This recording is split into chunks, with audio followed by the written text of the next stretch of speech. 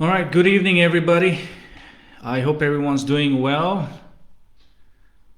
Okay, I'm live on Facebook here, guys. And I'm here on Instagram as well. Good evening, everyone. All right, okay, I hope everyone can hear me. Okay, all right. Well, just let me go ahead and start with my podcast. Today, my podcast is going to be number 29. And I'm going to be speaking about world politics today. And I hope that you guys will enjoy, okay, and take notes probably. But you can ask me questions and feel free to comment down below if you, if you do want to get involved in this conversation. But good evening, everyone. Today I will be speaking about world politics with an emphasis on globalization, deglobalization, and the liberal international order. So in today's current world affairs, we're witnessing a tremendous change taking place within the periphery of our own homes and personal lives.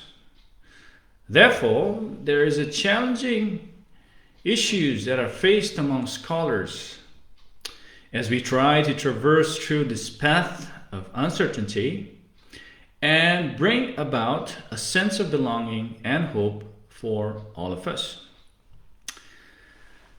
So let's talk about globalization, shall we? Okay, well, let's talk about globalization and versus deglobalization. All right. So when we speak about the world becoming a globalized world, it's not hard for us to see, okay? One has to keep in mind, though, that there are also shifts in deglobalization which are occurring simultaneously. You could call it nationalism, you could call it localization, deglobalization, self versus the other, and so on. You know, actually many scholars, okay, have been studying this reoccurring phenomenon and have been juxtapositioning between the two, okay, which is globalization and deglobalization, okay. However, the odds are showing that the balance has tilted towards deglobalization in recent years. Some of the authors that have studied the rise and fall of events are as follows. So let me go ahead and give you some of the scholars and writers who have actually fought with the idea or studied about this studied about the topics of globalization and deglobalization. For example, you have Jeffrey G. Williamson in his article, Globalization, Convergence and History, Journal of Economic History, okay, which was published in 1996. You can have a look at it. And then you have Kevin H. O'Rourke, I think, yeah. Sorry if I'm pronouncing it a little wrong. And Jeffrey G. Williamson in the article Globalization and History, the Evolution of 19th Century Atlantic Economy, which was published in 1999. And you have the same author, O'Rourke, Economic History and Contemporary Challenges to Globalization, which was also published in the Journal of Economic History in 2019. Guys, so I'm going to be quoting, or I'm going to cite a lot of this narrative on a particular article which was written by Corn Probust, Marcus, and T.V. Paul. And the article goes something like this: Globalization and Deglobalization and the Liberal International Order, which was published in the International Affairs, section 97, okay? And it was published in 1st September 2021, all right? So just so you know, I am quoting, or I'm giving credit to scholars who have given their time and effort to give us whatever that they want us to know. So, okay, guys, I think you guys can hear me, okay? I'll be very brief here. These scholars have studied world history and contributed to the shifts of globalization and anti-globalization, okay? So, I told you about anti-globalization and globalization. We do have people who are pro and against. So, actually, if you look at the history of it, you actually will notice that the first one was during 1942 to 1820, which was the anti-global mercantilist restriction. Okay, so you have the whole mercantilism and all that stuff that was going on. Then you have the first global century, which was 1820 to 1913. Then you have anti-global retreat, which was during 1913 to 1950. And then you have the second global century, which was during the 1950 and then on. Then you have the global financial crisis, which was in 2007 to 2009. As I've spoken to you, even in my previous podcast, it was a time of peak of financial and trading boom, okay, and also bust. So, anyways, according to Peter Van Bergijk, he coins the term the Great Depression in 1930s as Deglobalization 1.0. The Great Recession in 2007 and 2009, as I spoke to you about the financial crisis, is the Deglobalization 2.0 that he speaks about in his article, Deglobalization 2.0, Trade and Openness During the Great Depression and the Great Recession, which was published during 2019. Okay, now let's move on towards the globalization and the liberal international order. As you've kind of listened, eavesdrops, or probably read some articles regarding the political, gambit in the U.S., in Brazil, in India. So there's this whole debate, there's this whole reality regarding how people dislike liberalism, or some are for conservative, left-wing, right-wing, and so on and so forth. But nevertheless, I feel like what I'm saying here is purely based on the world politics and some of the international orders that functions as of today. And I don't necessarily speak about a specific party per se. For example, a party in the United States, the left or the right, or the Republican or the conservative, or even the middle.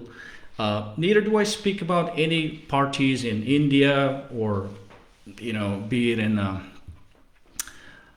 Mali, or Jamaica, Korea, South Korea. I don't know. So none of that is what I'm speaking about. I'm speaking about globalization in terms of a vast political narrative, okay? But it affects to our daily lives, and it's the real deal, okay? So free trade is essentially one of the crux of international liberal order, which fostered economic globalization. Economic globalization is part and parcel, or probably you would say the branch of international liberal order, or you would say globalization. Right, so free trade was first among Western allies, or the Western countries, and then into the East. There are a couple of studies and case studies that foretell the benefits of such economic interdependence. First is, free trade and goods and services benefits all of us. The market will work its own magic. I think we can definitely clearly say that, because if you're doing stocks, if you're doing trading, or even though if you're just running a business, you will never be able to accurately judge where profits are at the maximum, or the losses are predictable. But you will get like an approximate average, unless you're a supercomputer, which is illegal in many countries. But anyways, so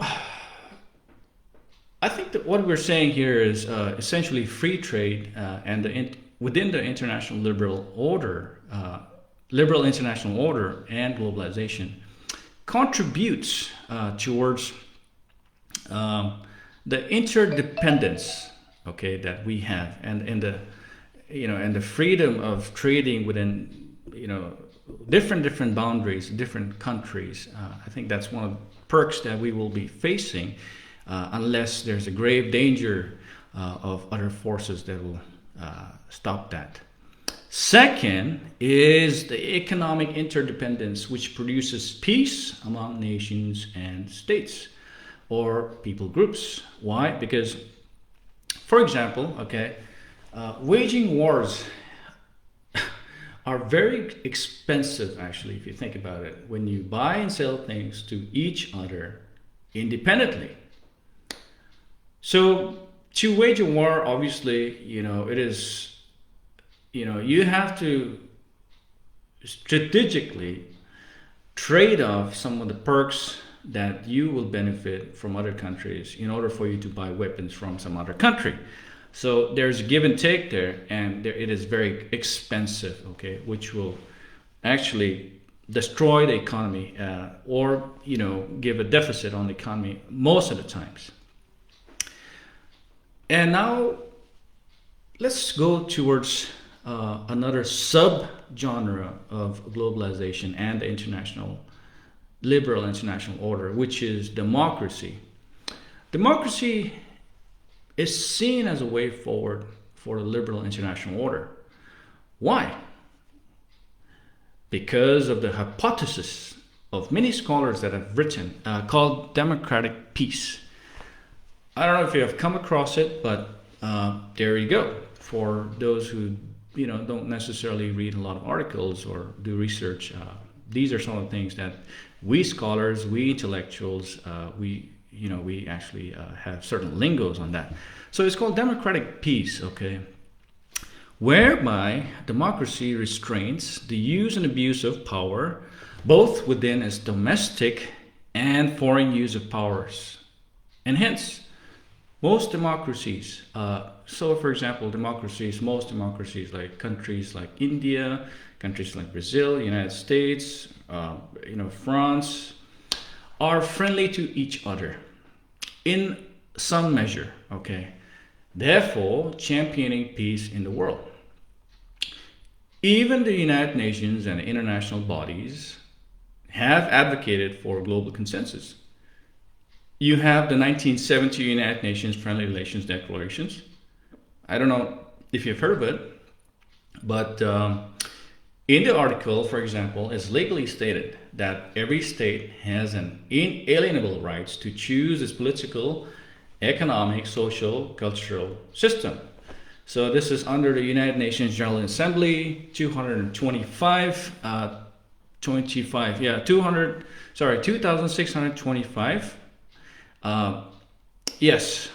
So similarly, I don't know if you have heard about the African Union, but African Union is it's kind of like NATO in Africa. I don't know if that's going to qualify for what I'm saying, but in retrospect, I think it is feasible for me to say that it is kind of NATO of the West, and so in the African Union, they also strongly endorses democratization, and moreover, it is officially written, in the 2007 African Charter on Democracy, Elections and Governance, which postulates that, I presume, they are literally telling other African countries to adopt democracy, which I would say is binding,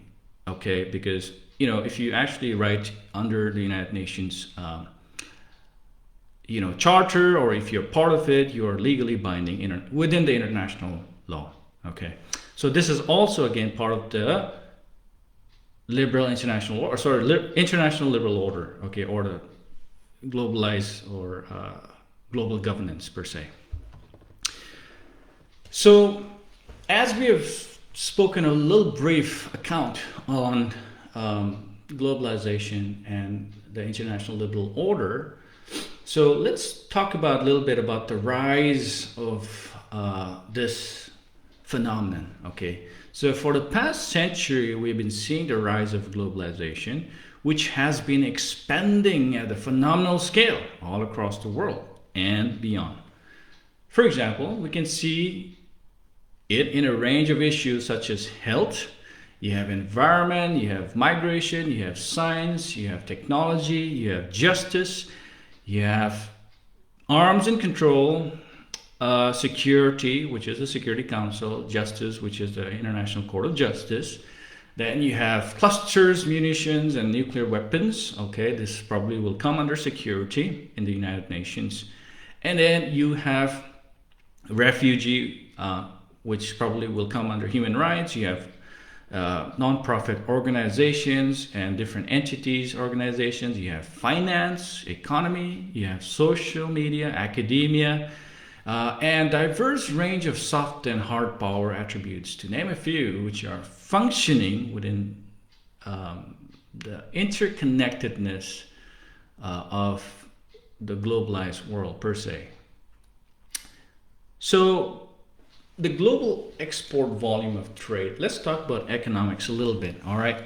So if you talk about the global export trade and the volume of goods that had been traded during 1990 was $3.495 million, trillion dollars, sorry, and had bumped. So during 1990 it was 3.5 million trillion dollars, and it bumped to 19.45 trillion in 2018. Okay, so that's a lot of global export volume. Okay, thanks to globalization. Okay, now the global GDP grew from US. So the GDP, the global GDP was US dollar 84.149 trillion dollars. Okay, so this was in 2009. Okay, as we've spoken about, the boom and the bust of the economy, 2008, 7, 8, 9, 10.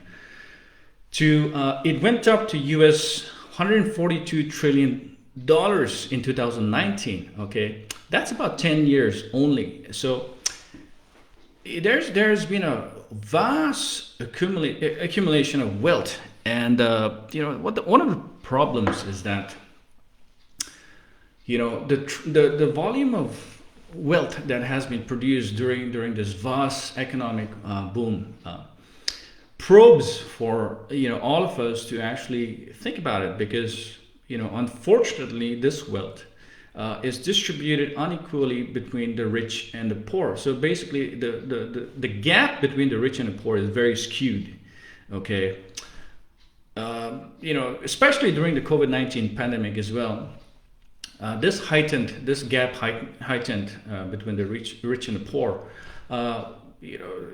and also one of the problems. So basically, we're seeing a lot of the rich, which are like probably a couple of percent, and then you have the rest of us, the rest of the public, the rest of the society. Probably the whole majority of the world who was way below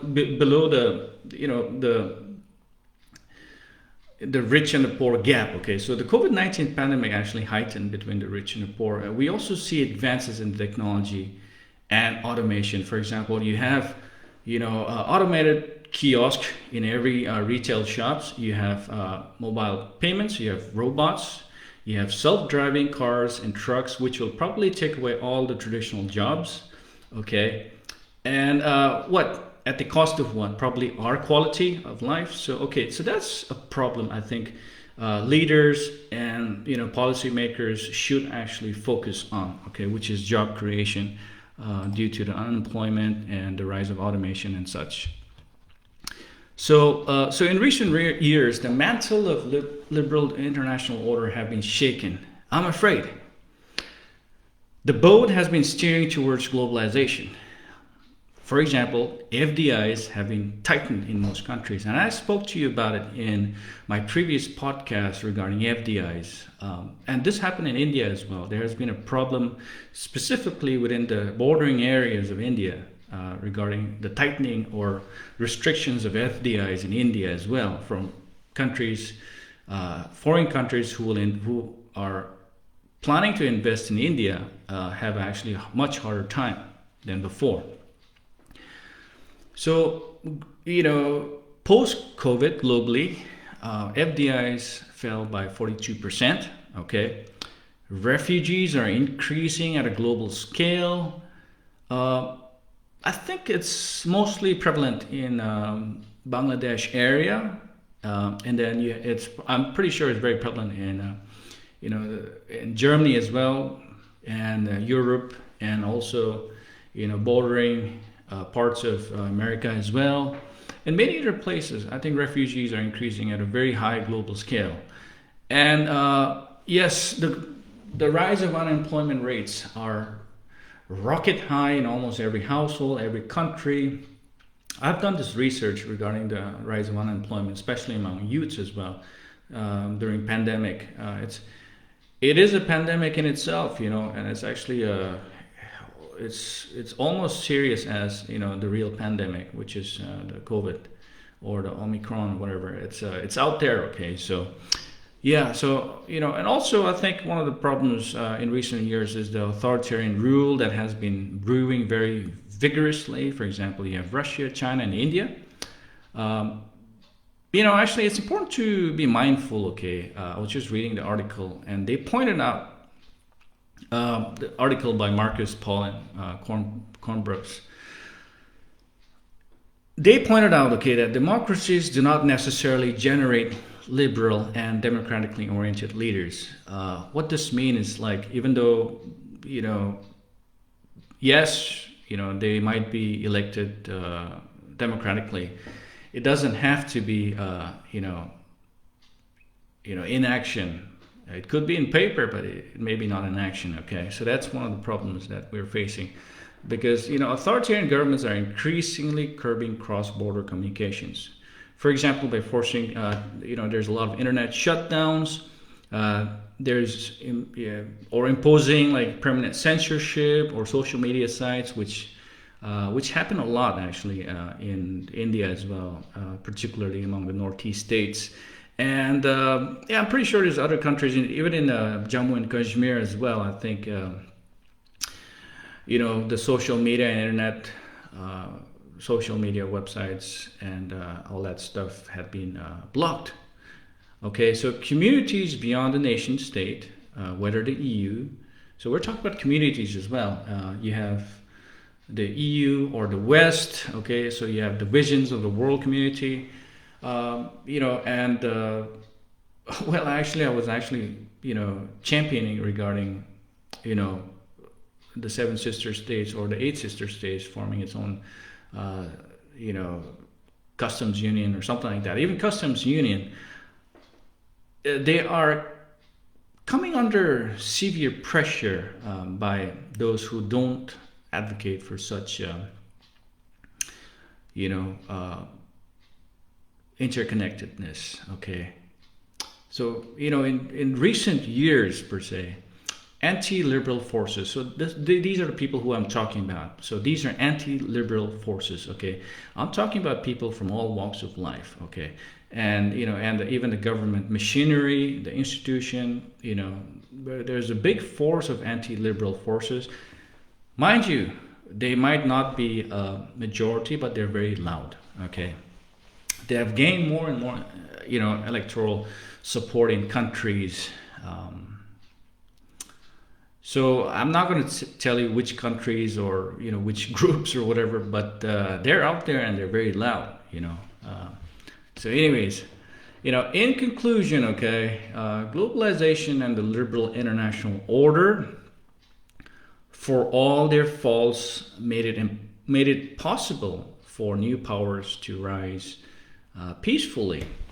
This goes for China, this goes for United States, this goes for UK, this goes for France, Germany, South Korea, India, Brazil, and along the many middle-income countries in the G20 as well, and many other countries who benefited from trade, from services, from cheap labor, cheap technology. Hey, Apple, Tesla,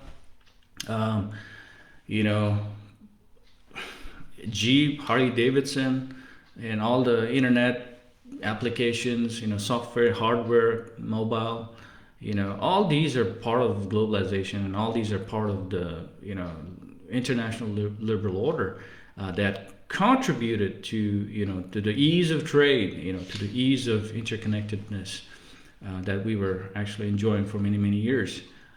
But along the way, I think there has been, an anti-liberal force, or anti what globalization force that is provoking, or that is kind of like very active lately. And this is what I wanted to point out.